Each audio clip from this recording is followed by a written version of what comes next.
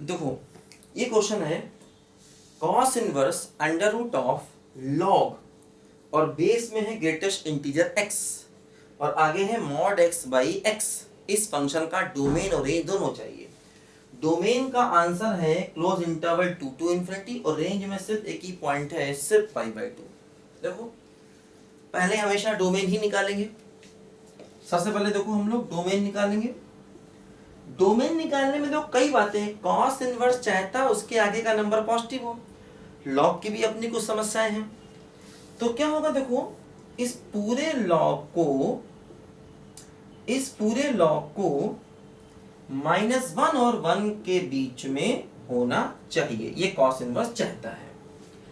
अब देखो एक फायदा ये है, अंडर रूट है, अंडर रूट की वैल्यू निगेटिव तो वैसे भी नहीं होती, तो इसको हम ऐसे भी लिख सकते हैं कि पूरा का पूरा जो टर्म है, देखो ध्यान दो यहां पर, ये टर्म 0 और 1 के बीच में होना चाहिए, क्योंकि रूट का टर्म निगेटिव तो वैसे भी नहीं होता है, ध्यान दीजिए।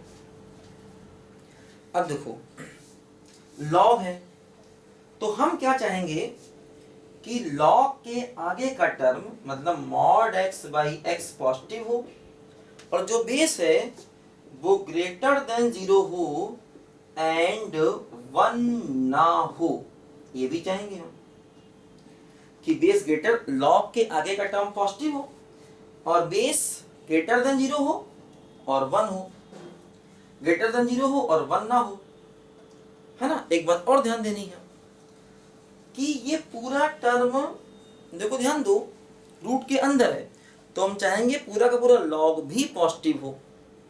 कई चीजें हैं यहां पर, देखो ध्यान दो।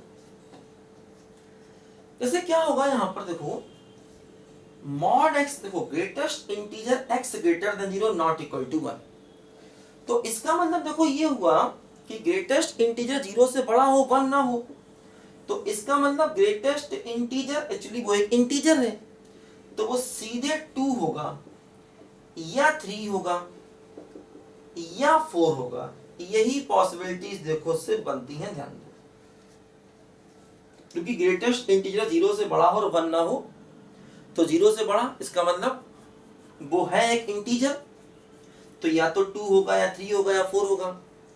मतलब x क्या मिला, 2 से 3, यहां से x क्या मिला, 3 से 4, यहां से x क्या मिला, 4 से 5, तो इन सबको जब हम कंबाइन करेंगे तो x क्या मिलेगा बोलो, 2 से इंफिनिटी। ध्यान दो, देखो एक फायदा ये भी है, अगर आप x को 2 से इंफिनिटी लोगे तो मॉड x अपॉन x की वैल्यू अपने आप ही हर बार पॉजिटिव हो जाएगी, है ना। क्योंकि देखो अगर आप x को पॉजिटिव लोगे, x को पॉजिटिव लेने पर मॉड x तो पॉजिटिव रहेगा और x भी पॉजिटिव है, तो ये भी डिफाइन है, और x की पॉजिटिव वैल्यू पर मॉड x x के बराबर भी हो जाता है, तो इसका मतलब मॉड x अपॉन x हमेशा क्या हो गया, 1, और log 1 की वैल्यू हमेशा क्या हो जाएगी, 0, तो ये इक्वल टू 0 भी हो सकता है ना। देखो ध्यान दो, ये इसका डोमेन आ गया, देखो 2 से, क्योंकि देखो ध्यान दो,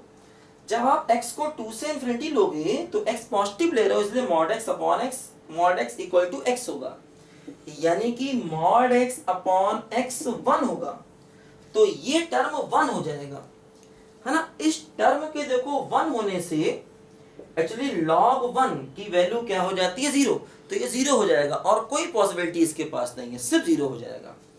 मतलब हम ये कह सकते हैं कि log का जो टर्म है वो सिर्फ 0 के ही बराबर हो जाएगा बस, क्योंकि ये मॉड x अपॉन x 1 है और log के आगे 1 है, log के आगे 1, तो पूरी वैल्यू क्या बन जाएगी बोलो, 0 बन जाएगी बस।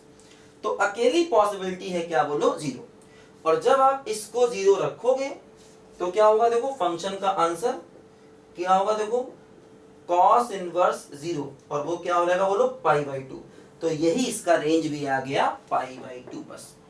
तो डोमेन हो गया 2 से इंफिनिटी, डोमेन हो गया 2 से इंफिनिटी और रेंज क्या आ गया, पाई बाई 2। देखो ध्यान दो, ग्रेटेस्ट इंटीजर को डिफाइन करते ही आंसर आ गया, क्योंकि इसको डिफाइन करते ही इसकी कंडीशन भी पूरी हो गई।